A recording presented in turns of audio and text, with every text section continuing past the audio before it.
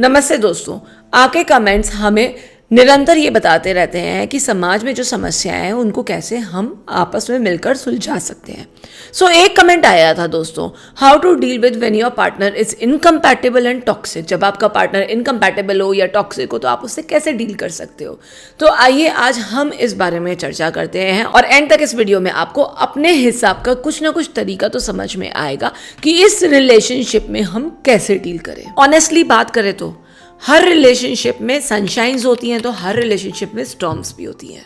हर relationship में प्यार होता है तो हर रिलेशनशिप में तकरार भी होती है। लेकिन जब ये तकरार आपकी सेल्फ रिस्पेक्ट पे आ जाए, आपका मनोबल डाउन करे, आपका कॉन्फिडेंस डाउन करे, या फिर आपको लगे कि अगला इंसान आपको समझता ही नहीं है और समझना चाहता भी नहीं है, तब हमारे टॉक्सिसिटी या इनकम्पैटिबिलिटी का जन्म होता है। सबसे पहले तो दोस्तों, जो आप एक्नॉलेज नहीं करोगे, एक्सेप्ट नहीं करोगे, उसको आप कभी भी चेंज नहीं कर पाओगे। आइए आइडेंटिफाई करते हैं कि इनकम्पैटिबिलिटी क्या होती है और टॉक्सिसिटी क्या होती है एक रिलेशनशिप में। इनकम्पैटिबिलिटी अगर हम समझाएं तो सिंपल होती है कि आपकी लाइफ की वैल्यूज, गोल्स, आपका जीने का तरीका, आपका रहने का तरीका एक दूसरे से अलाइन नहीं कर रहा है। वहीं हम बात करते हैं टॉक्सिसिटी की। टॉक्सिसिटी बिल्कुल डिफरेंट होती है। टॉक्सिसिटी के जो साइंस होते हैं वो इस प्रकार हैं। Toxicity means manipulation, constant criticism, gas lighting, controlling behaviour या इमोशनल नेग्लेक्ट। टॉक्सिसिटी आपका मैनिपुलेटिव होता है और इसमें आपका लैक ऑफ एक दूसरे पर फेथ होता है, ट्रस्ट होता है, सपोर्ट होता है, बहुत सारी चीजें होती हैं।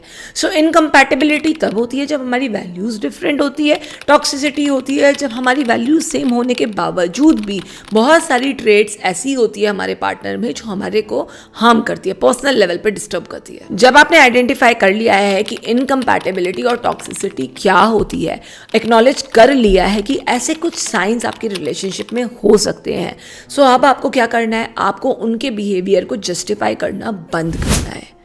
इट्स ओके, उनका मतलब ऐसा नहीं था, हो सकता है मेरी ही गलती हो, it's my fault, may be मैंने ही ये सिचुएशन ट्रिगर करी हो जिस वजह से ये हुआ है। जब हम अपने आप को या अपने पार्टनर को जस्टिफाई करते हैं कि जो वो कर रहे हैं बिहेव वो सही है और उसके कहीं ना कहीं जिम्मेदार हम हैं, तो हम अपने आप को आइडेंटिफिकेशन के बावजूद भी बहुत लेट डाउन करते हैं। अगर आप कॉन्स्टेंटली एंशियस फील कर रहे हो, नर्वस फील कर रहे हो, अपने पार्टनर के अराउंड फिजिट कर रहे हो, पैर ज़्यादा हिला रहे हो या घबरा रहे हो, that means something is wrong. That means ये सिचुएशन ठीक नहीं है, ये इंसान ठीक नहीं है या ये रिलेशनशिप ठीक नहीं है।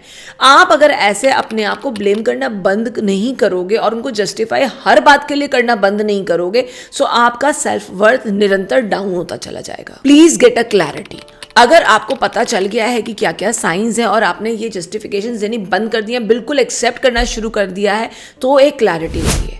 किसी से बात कीजिए, जर्नल कीजिए, किसी से बात कीजिए, अपने दोस्त से बात कीजिए, थेरेपिस्ट से बात करिए, परिवार वालों से बात करिए, जिस पे आप सबसे ज्यादा विश्वास करते हो उससे बात कीजिए। जब आप अपने आप से बात करोगे या जर्नल करोगे, आपको ना एक मेंटल क्लैरिटी आएगी, आपको साफ साफ चीजें दिखाई देंगी जो आप रिलेशनशिप चलाने के लिए या अपनी तरफ से एफर्ट्स करने के लिए दबा रहे थे, आपको सब साफ साफ नजर आएगा। एक क्लाइंट के साथ जब मैंने काम किया और उन्हें उनके रिलेशनशिप्स के प्रोज एंड कॉन्स लिखवाए, तब उनको समझ में आया एग्जैक्टली पिक्चर क्या है।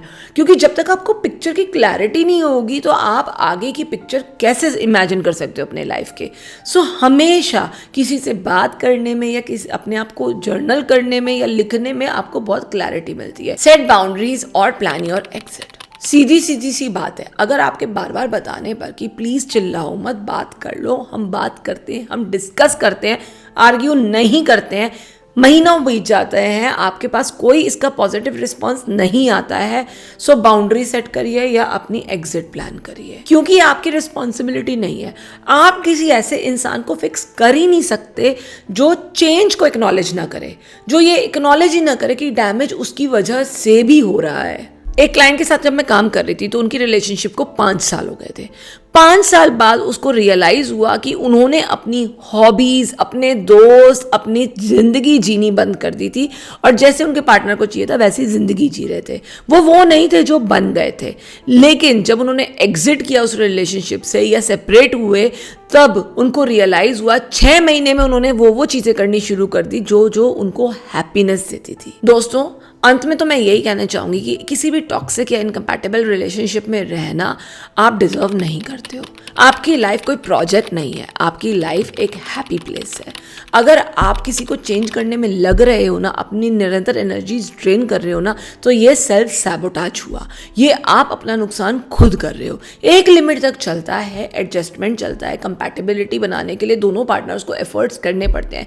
पर अगर सिर्फ आप ओवर द ईयर्स दिए जा रहे हो तो आप ड्रेन तो फील करोगे ही करोगे। तो दोस्तों, इस सर्वाइवल मोड से निकलने की जब ठान लोगे तब आपको हेल्प हमेशा मिलेगी ही मिलेगी। चारों तरफ देखोगे तो ही मिल जाएगी। अगर आपको ये वीडियो अच्छा लगा तो please do not forget to like, subscribe and share. और कमेंट बॉक्स में कमेंट ज़रूर करिएगा कि आपने अपने लिए क्या चूज़ किया है, क्योंकि आप अपनी ज़िंदगी के खुद अधिकारी हैं, आप अपनी ज़िंदगी के खुद मास्टर हैं। सो ये मास्टरी जब करनी है तो ज़िंदगी आपकी खूबसूरत हो ही जाएगी। सो हम फिर मिलेंगे, जल्दी मिलेंगे। तब तक के लिए साइनिंग ऑफ, डॉक्टर गरिमा गुप्ता। बाय।